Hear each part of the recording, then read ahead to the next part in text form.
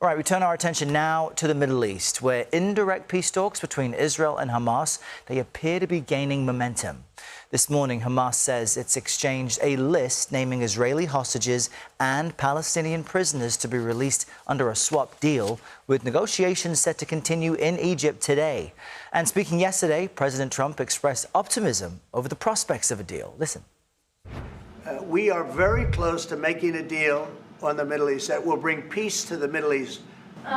What guarantees are you giving your Arab partners that Israel will not resume its offensive after the hostages are released? Well, the primary guarantee is once this deal happens, if it does happen, look, they're in negotiations right now, we are going to do everything possible. We have a lot of power, and we're going to do everything possible to make sure everybody adheres to the deal. CBS News reporter Haley Ott is following developments for us from Jerusalem and joins us now with more. Good morning, Haley. So what is the latest right now on these peace talks? There appears to be some optimism. Good morning. U.S. Special Envoy Steve Witkoff and President Trump's son-in-law Jared Kushner will be joining the indirect talks today between Israel and Hamas. We've also heard reports that Qatar's prime minister is expected to join.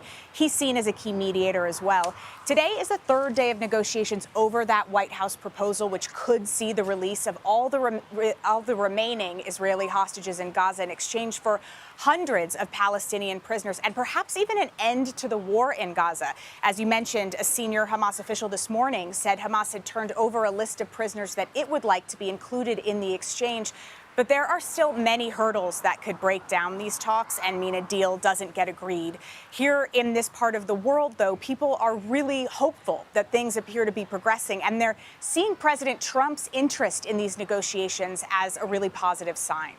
And there is a unanimous desire for an end to the suffering of so many. What is the latest on what's happening inside Gaza?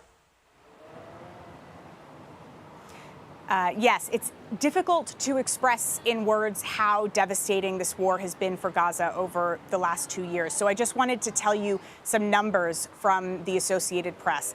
9 out of every 10 people in Gaza has been displaced from their homes, and 1 out of every 10 has been injured or killed in an Israeli strike. 3 out of every 10 people in Gaza hasn't eaten in multiple days, and 4 out of every 100 children has lost one or both of their parents.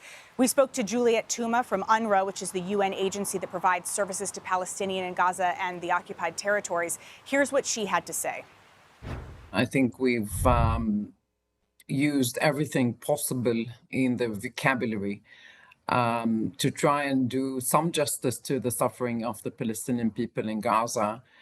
And the situation continues to get worse and worse despite these warnings, despite famine being confirmed in Gaza City, despite anticipation and hope because of the plan that President Trump has put forward. People continue to be killed. And the war is still very much ongoing in Gaza. Our team there reports heavy strikes in Gaza City last night, and at least 119 people have been killed since the White House peace proposal was announced. Eye-opening numbers there. Haley, thank you very much.